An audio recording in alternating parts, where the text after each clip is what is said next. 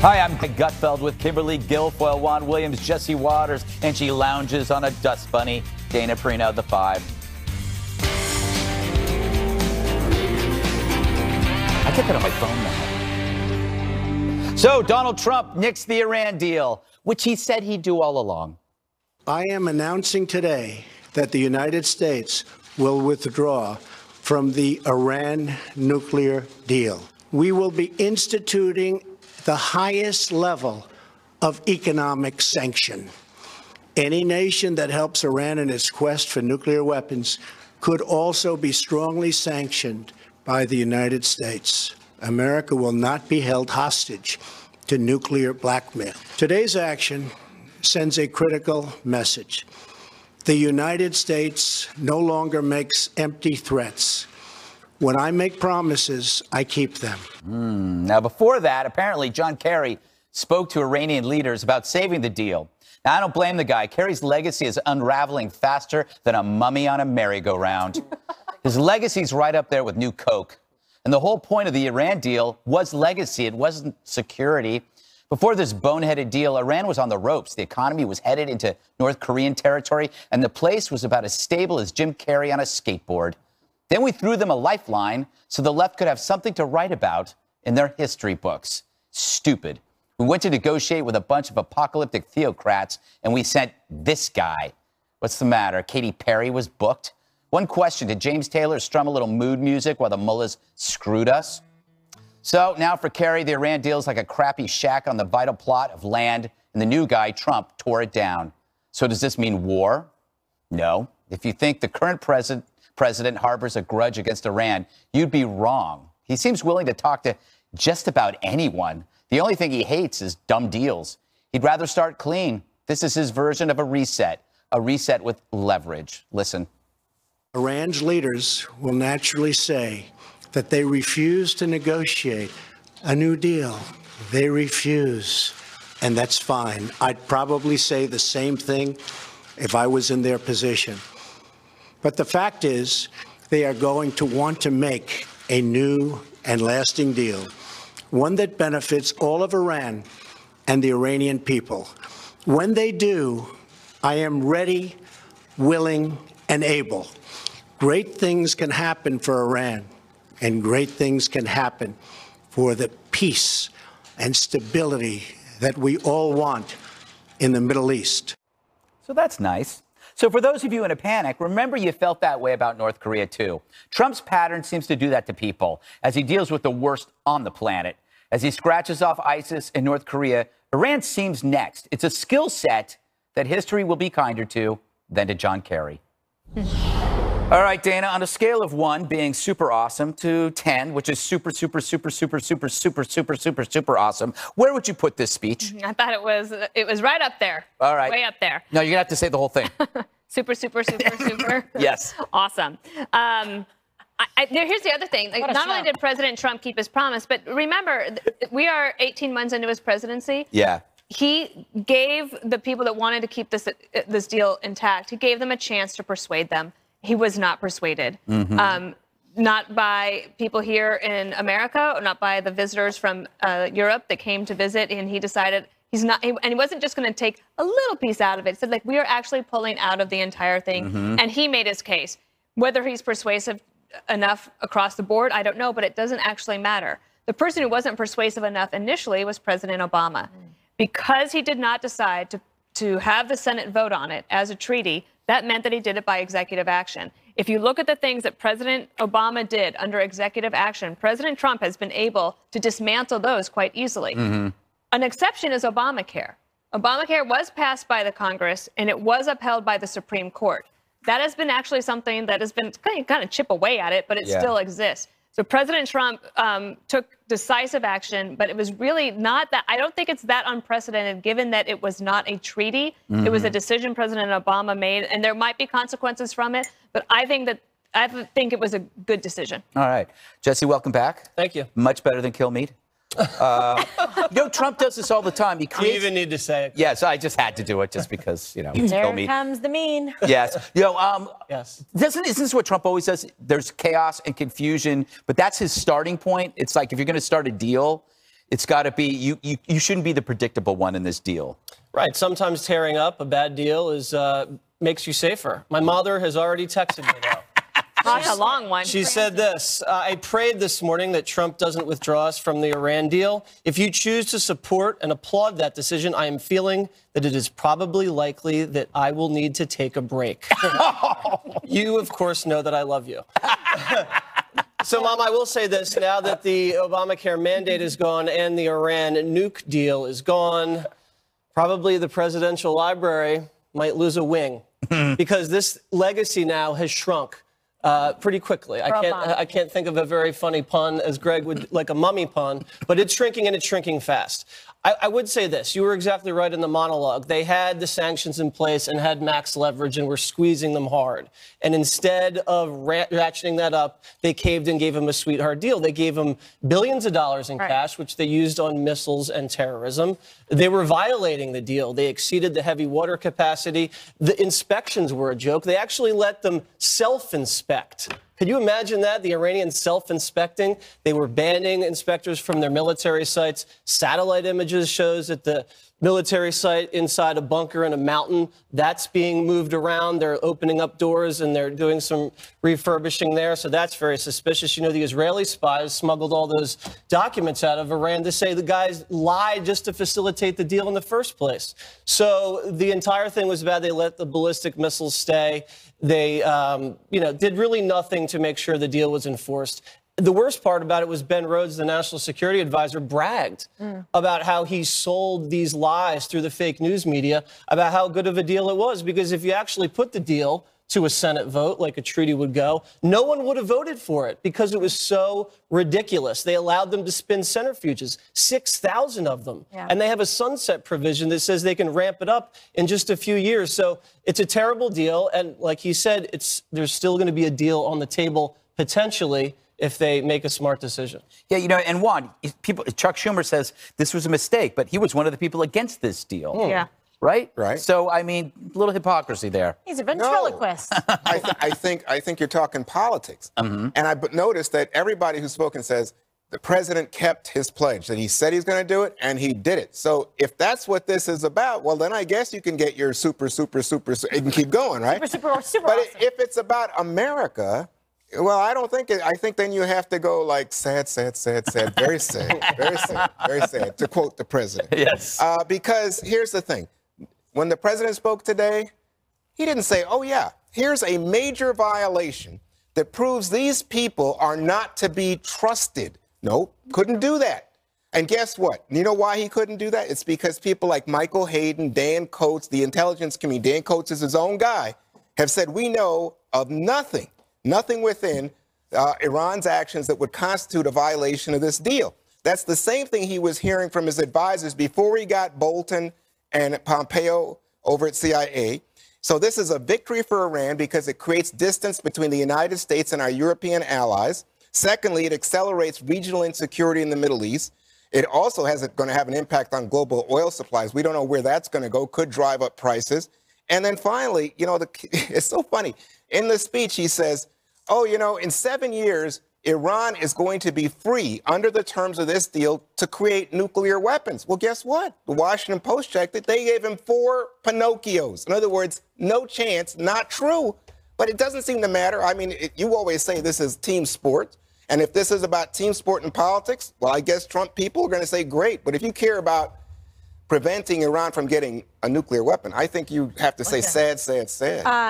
Awesome, super awesome, and some more awesome. So here's why. Because it's not about the president fulfilling campaign promises. The reason why he made that decision and came to that analysis because he studied it and because he listened to smart advisors. So therefore, he made that pledge. But he didn't do it in a knee-jerk fashion. As soon as he became president, he actually still continued to listen to thoughtful deliberation on it and then came to the conclusion. He has shown that he is somebody that's not afraid to change his mind when presented with persuasive, factual evidence to the contrary. In this case, he determined that this was not a good deal for the United States. In fact, it's $1 billion push to help reach a greater nuclear Iran. That's why he wanted to pull out of it. Why would we subsidize a nuclear Iran. And that's what this was. There was no bite or teeth to the inspections. They were self-inspecting. It's like Jesse looking in the mirror in the morning and deciding whether he looks awesome or not. Of course, they're going to say, we're complying, right? It's very similar. Great to analogy. That. Thank you so much. Better than the mummy. So So guys, what's the plan B? That's what everybody's asking. So what exactly? I think it's North okay not to know. Chaos. Let's have chaos. I think North Korea is a good example. Well, and I also think that it's okay not to know. Right. One of the things the president said at the end is that you're going to hear from Iran and they're going to refuse to deal. And if I were in their shoes, I probably would too. But, I'll be here when they want to talk. And I think eventually they have to I think that the allies figure out a way to come back. I mean, unilateral sanctions are fairly toothless. And I do think one vulnerability here is that you do put sanctions on a country to change their behavior.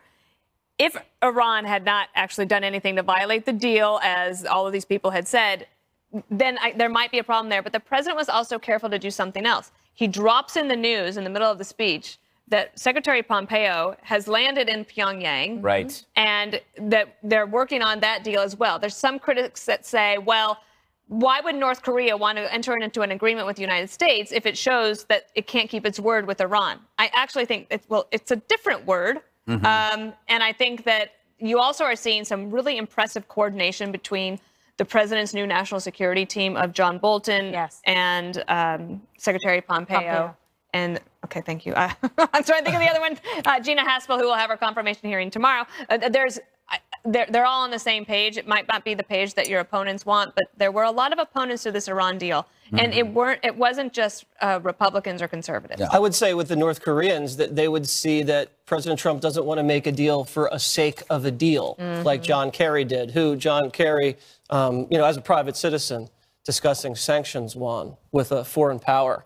That could be a violation of the Hatch Act. Also, something Logan I wanted to... Logan. Yeah, or the Logan Act. I can see you're familiar with this. Either but one, I'm just saying, but also vicious diss. It's been a long weekend for me. Also, to your point about them not violating, you don't know because you can't get inspections in there. How do you know they're not violating if you can't see the military? Well, let me just say, and then let me just finish one too. The EU, of course, they want to keep the deal. You want to know the EU. You want to know why? Because they get a lot of energy, natural gas and oil from the Iranians, and their corporations do billions of dollars in trade deals with the Iranian regime. So it's in their best interest financially to keep those business deals afloat. But Boeing is an American company. Yeah. Boeing does business with Iran. So imagine with the Boeing response, but it goes beyond that. We got to move on. It goes beyond that because guess what? You keep talking about Obama and the wings on his library. Is that what this is about, Jesse? It's what it's about with Obama and Kerry. I think we can conclude that John Kerry is no Dennis Rodman. And on that note, what a summation. Thank you. Thank you. If you can learn something. Win. I think you win on that. Yes. A longtime adversary of President Trump is now out of a job. The explosive allegations that brought down New York Attorney General Eric Schneiderman. That's ahead. The dance floor dominator, flavor complicator, accommodate the greater rate of data fantasia, the soul of a giant, a bone, and defiant the science, electrify the unplugged appliance, shoot my...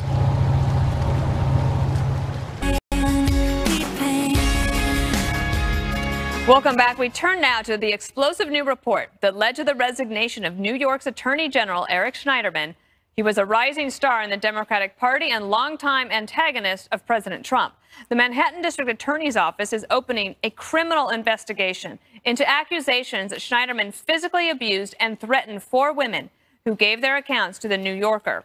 Long Island prosecutors also say they're investigating. Ronan Farrow was one of the reporters who broke the story. He describes how hard it was to get these women to speak because some were warned not to say anything for the good of the Democratic Party. This was doubly hard because this was a prominent and powerful figure in Democratic politics. And many of these women were very connected to Democratic political players. You know, these are formidable women with careers that intersected with his in some cases. A lot of their friends and loved ones said, don't do it, don't speak out against him. So in some cases, Allison, those friends warned them off of talking because they thought that he had the power to do too much good for the Democratic Party. Schneiderman denies the allegations of assault. He says he engaged in role-playing and other consensual sexual activity. Of course, the women are disputing that. Kimberly, those that scream the loudest fall the hardest. And Schneiderman had been talking about Harvey Weinstein and others. and all of their problems and how they had done women wrong, and he was going to go after them, and now he gets bit by it. Yes, and this has been, a long time coming because he used fear and intimidation and threats to keep these women silent so they wouldn't come forward, with their story. I've been following this, for quite some time. There's more to come. And he is looking at criminal charges, not only with the Manhattan DA's office, but in Long Island as well. This is a very, very serious case. You have multiple accounts that are pretty consistent, but different women coming forward with really a tale of horror and physical abuse, really difficult. When I was prosecuting sexual assault and physical and sexual abuse cases in Los Angeles and in San Francisco, Ronan is right, they are the toughest to do in terms of the vulnerability of the victims, the fear of reprisal coming forward, especially someone who was incredibly powerful, well-connected in the Democratic Party, someone who had an eye towards a presidential bid and was able to go, undetected for so long because they were afraid to come forward to say anything against them. And there are those that are still afraid as we sit here tonight to come forward. Your thoughts, Juan? To me, it's like there's a conversation going on in my head I'm not sure I should have on television. But the man says everything was consensual. These were long-term relationships. And the women say it was not consensual. And as you heard, as you read at the top, he says this was role-playing, in which I guess you had some kind of dominant thing going on. I mean, he's asking women to admit that they're his blank or, you're my brown slave or whatever, with different women. I don't know. I think sex talk should not be the basis for going after somebody's life. But Kimberly's sitting here saying... You know why? Because there's actual physical proof. There are medical records, doctors that can testify to this, that the women went to and actually sought medical attention and made what we call fresh complaints. So it's not role playing to get punched or to get slapped across the face to the point where you get blood in your ear or you have to seek medical attention for the severity of your physical injuries. So that is not role playing. That is physical abuse. That is criminal. And I'm telling you, this is a fact. Okay, so here's the question then, Kimberly. From his perspective, one, his wife says that for 35 years, this is inconsistent with the man she knows. But the second thing to say is, if these women were as injured as you described, why didn't they file charges? Why didn't they go to the police? In fact, they did not. We just discussed that. They were threatened and intimidated. I don't know. I don't know that. I haven't heard that part of the story. So that's when you say there's more to come, I believe you. But I don't know that. But my point to you is, Dana, that I think that when you look at powerful men in American politics, Donald Trump and his troubles with women, or this guy in Missouri, the governor, Eric Greitens, you think, boy, something is going on in our culture with regard to men and women. Well, I do want to point out one thing, Jesse, that the Democrats dispatched with Schneiderman pretty quickly. And it's like they are trying to figure out a way to not do what they did in the 1990s with Bill Clinton. Yeah, the Me Too movement really accelerated those types of decisions. It's a 24-hour thing now. I mean, everything that Schneiderman accused Donald Trump of being, a racist, sexually aggressive, and a fraud, he is himself. So richly ironic, and he was probably one of the loudest and most effective anti-Trump crusaders. When and you think against about Weinstein. Right, all of the lawsuits that he brought against, it was the Trump Foundation, Trump University, legal action against DACA, against sanctuary city defunding, against, I think, the travel ban as well, census reform, health care reform, almost every Trump initiative he tried to fight. So he's gone. A few takeaways. One, if Ronan Farrow is doing a story about you, you are in deep trouble. Because this guy is good, and he's got sources. And Jane Mayer, she's very good. And Jane Mayer, also very tenacious reporter. Yeah. So, I mean, this guy is, his credibility is really rising after these latest two reports on Weinstein and Schneiderman. And then I think this office, the New York Attorney General's office, is cursed. With Spitzer and Schneiderman, I would think twice if I was considering running for that office. Of course I won't, because I'm not a lawyer. And thirdly, to the point about these Democrats coming forward and trying to silence the victims, this happens on both parties, where you can make a choice between your ideals and victims, or choosing the powerful and the money. And a lot of the times in the past, people have chose to side with the powerful and the money, and now people are not doing that anymore. And I think that's pretty refreshing. Rick, I'll give you the last word. Yeah, I mean, to your point, I used to use the phrase the progressive pig pass. As long as you were, Your heart's in the right place liberally. Your hands could be anywhere else. And I think that the most disturbing, apart from the threats and the violence, is the so-called friends that tell these women not to say anything. Friends. Yeah, because you don't want to hurt. Yeah, because he might run for Congress. Yeah, he might run. You don't want to be, he's a really promising guy. But the other thing too is like you have to understand this isn't a political hit job. These were well-connected, prominent Democrat women. They were feminists. This is not about. This isn't a team sport thing. Yeah. This Written is by the New Yorker magazine. This is hard. I mean, you think of it like it's got to be hard for if you're a team sport person, they go like, no, we got it. But there's a reason, that he resigned within 3 hours. Gets that, right? Because there's significant evidence to back this up. So this is one. I know you can't say this, but do you believe that there are more women? Do you think? I know for a fact. Oh, okay. That's what I was wondering. Because you sound like you do. That's why I was like. Okay, that's what you call a deep tease. All right, First Lady Melania Trump taking on some harsh criticism about her newly announced official platform. You'll hear about it next. I'm gonna tell you what I'm gonna do. I'll put a ring on every finger. A brand new example of liberal hypocrisy. Some members of the media and left-wing Twitter users mocking First Lady Melania Trump following her Be Best initiative announcement. CNN contributor April Ryan making this shocking statement. This is a first lady who is not culturally American, but she is learning the ways. And this is not just an American issue. These are not just American issues. These are international issues. You know, cyberbullying is an international issue. Social media is international. And also the opioid addiction issue. So it's not just here. And New York Times reporter Glenn Thrush tweeting, for non-English speakers, preferably those from Eastern Europe, is be best an idiom in your language? Others on Twitter ridiculing Mrs. Trump's accent and appearance. I mean, really, there are no words. We did this on the show yesterday. It's one more thing to celebrate. How can you be against programs that benefit, children and say that you're against cyberbullying? We know that that's international. Does that mean that we cannot focus and do something about it in our own country? And then to mock her appearance, mock her accent. I mean, it's just unbelievable to me what poor judgment and taste, Greg. Well, first of all, I do believe we can conclude that Glenn Thrush is an a-hole for what he said. We've said this.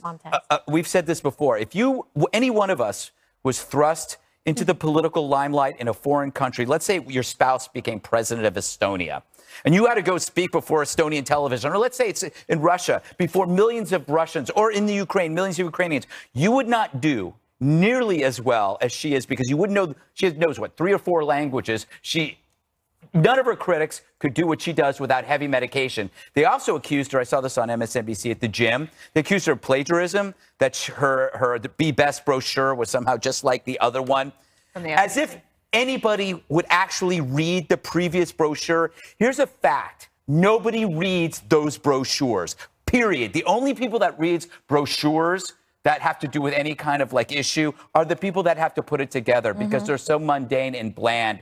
No one has ever read them, and they only read them now in order to bash Melania. It's unbelievable. Yeah, Dana, I mean, here's a first lady that goes into a French classroom, and she speaks French to the students in their native language. She's well-versed. She's doing a great job, and her approval rating is quite high. It's like 57%. No, yeah. First ladies are usually the most popular of any administration. She's no exception. She radiates when she's talking about children, so it's not surprising that this is what she wanted to talk about. I do give any first lady a wide berth. Whatever you want to talk about, whatever your issue is going to be. Now, there was a lot of criticism of Michelle Obama, a lot of criticism of Laura Bush, right? Remember the whole, I'm not going to stay home and bake cookies type of thing? There was that kind of pushback. It's never appropriate. This cuts a little bit even closer to the bone, because they are actually mocking her for her being an immigrant. Awful. I do think, though, staff-wise, though, when you look at the slogan, Be Best, they could have probably saved her a little bit of heartache on this. If they just add, of course, you could call it Be the Best, whatever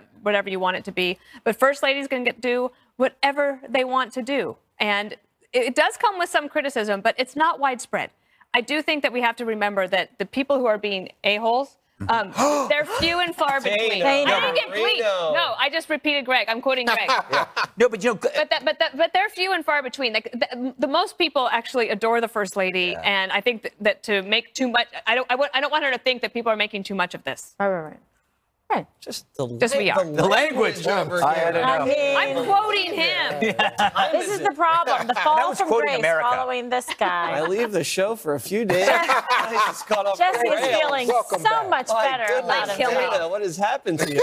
I would just say that liberals are supposed to be these worldly people that are so sophisticated, and they're the ones mocking someone for an accent. They're supposed to be pro-immigrant, and they're making fun of immigrants. I bet Melania can speak more languages than almost every single one of the White House reporters that are covering her. She's done nothing to invite scorn or sarcasm. She hasn't been extremely controversial like Hillary Clinton was.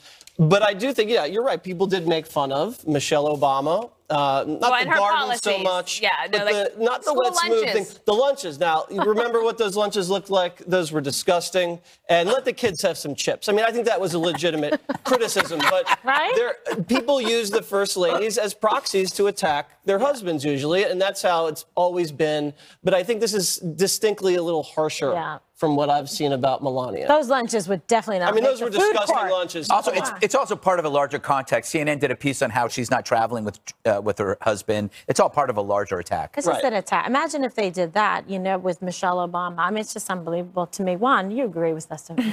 I do. In large, I just give them, I think Dana said, wide berth for first ladies. I mean, I don't think she's that political. In fact, I don't think she's very political at all.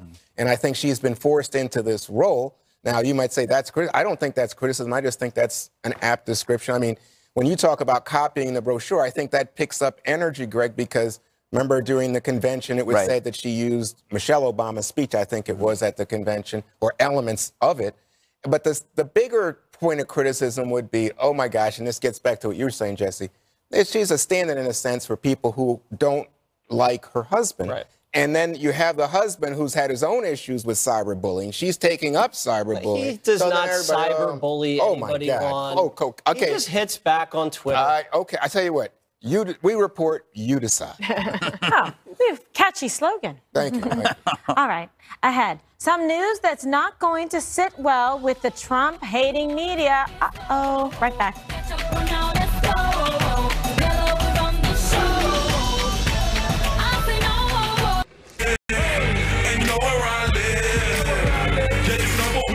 The liberal media is always trying to take down President Trump, but their efforts are only helping raise the president's poll numbers. The Real Clear Politics average shows Mr. Trump's approval rating actually climbed from 37% in mid-December to around 43% at the end of last month.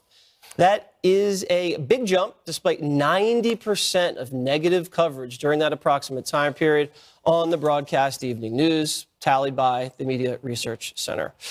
I mean, Greg, we've been saying this for a long time. The harder and harder the media hits this president, the more his poll numbers. Yeah, I'm not sure if it's like his numbers are rising despite the attack.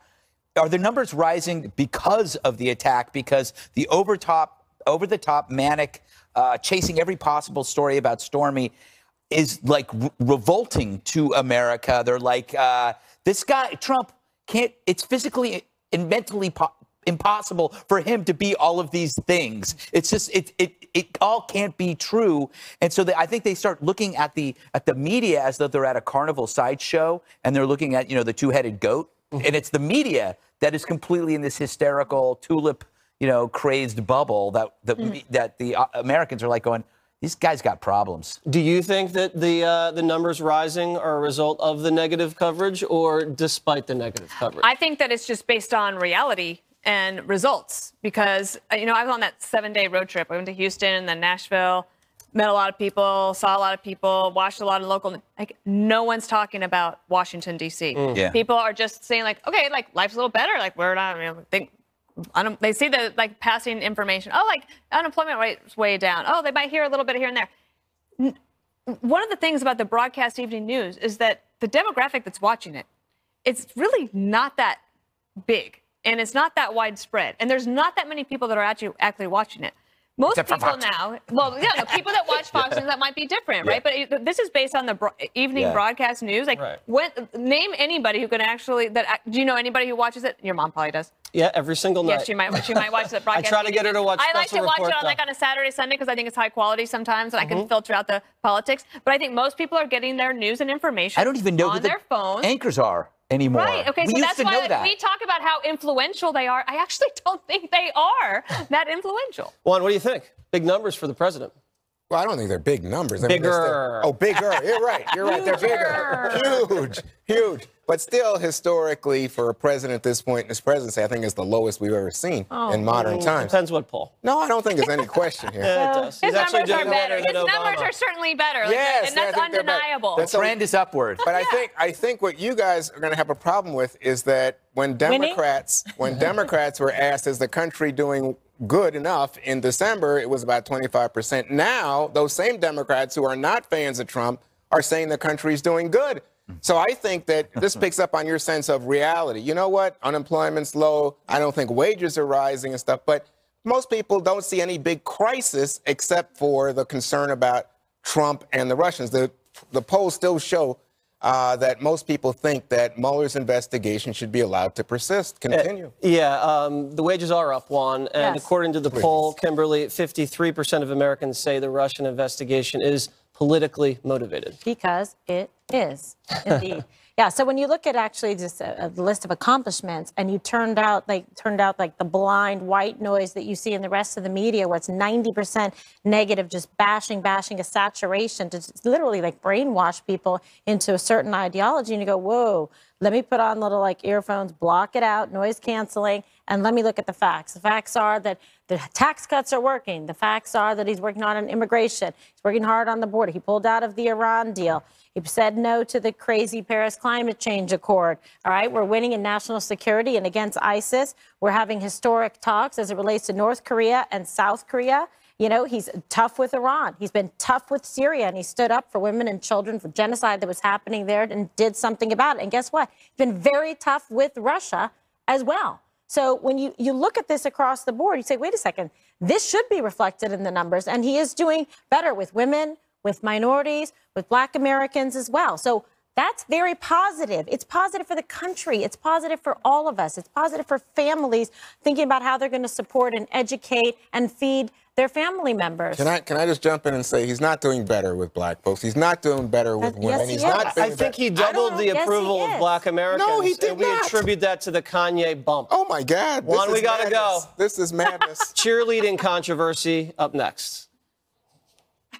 Grips on your ways, front way, back way. You know that I don't play. Streets not safe, but I never run away. Even when I'm away. OT. This is a story about A New Jersey high school upsetting students and some parents after implementing a new policy to make the cheerleading team more inclusive. The school saying the squad must now accept everyone or be disbanded. This decision coming after one parent complained when her child didn't make the cut following tryouts last month. So, Greg, is this a case of, He was a cheerleader, right? Yes, I was. Is that right? Yes. Yeah, no, Greg was a cheerleader. I don't know that, so I said, is that right? I didn't know if you were Yeah. having fun at his expense. No, or- it's good to go to him. He's an expert. Terrible. I was on the Kimberly. soccer team. That was a secret. All That was a Okay. secret I was trying to keep from America. So do you think this is weakening our children? I don't know. Here's my feeling. It's a small local story over a beef, over a cheerleading choice. Some parent got ticked off. Now it's a national story. I'm a little scared. None of the teachers or coaches make enough money to be forced to deal with a transient spotlight seeking the latest raw meat. That's what I feel. I guess I feel ambivalent. Is that? I know I'm not supposed to. This is a terrible story. You are not. I am outraged. This is political correctness run amok. There you go. That's why what you wanted. That's why I political called on you. correctness They don't run pay amok. you to Where's the be steady civil. cam? There we go. Sometimes there's Where's the things steady cam? just percolating below the surface. So there were 5 Okay. hopefuls, Dana, who didn't make it because they didn't score 87 or higher. But they did score 78 to 86. So the school said, you know what? You guys can participate. Okay, so I'm not outraged because it takes a lot to get me outraged, but I will say this. they are not doing them any favors for when they're going to enter the job market. And it's a super competitive world right now to get a job. And guess what? 20 people don't get the job. One person will get the job. That's so, good. yeah, that was a good point. Powerful. That was good. As a cheerleader, former cheerleader, yes. Right. I agree. Yeah. So, Jesse, what about You're just not that positive cheerful, so it's reinforcement? kind of weird. You know, like saying to young people, yeah, we are going to reward you for your effort. Right, because if everybody makes the team, then you don't try hard to make the team. No, I was saying that even people who are trying but don't make the cut are being encouraged to continue participating. Too bad. You know, Yeah. That's why they have a team. You either make it or you don't make it. This country's soft. I hate these stories. I think this is totally lame. When we were growing up, there were cuts, and you found out if there were cuts, you'd look on the sheet and you I got hated cut that. and you didn't play. Sorry, maybe next year. Try later. I mean, It's better come if on. it's just texted to you. You're so right. You don't have to Yes. go to. You don't have to walk up. Yeah, to the door. everybody looks at the sheet. And I hated everyone's that. slapping now. five, and then people scurry away. Did you ever not make something? You were on the Yeah, I did get cut in 8th grade basketball, but I weaseled my way onto the team somehow. Well, you know what? That is, Oh. You know what? Michael Jordan got nothing's cut. changed. Yeah, Jordan got cut too, Gutfeld. That's right. But Michael Jordan didn't quit. Not that I'm saying. So I'm this Jordan. is really interesting, Kimberly. Yes. They say there's a difference. Like Greg was a cheerleader, not me.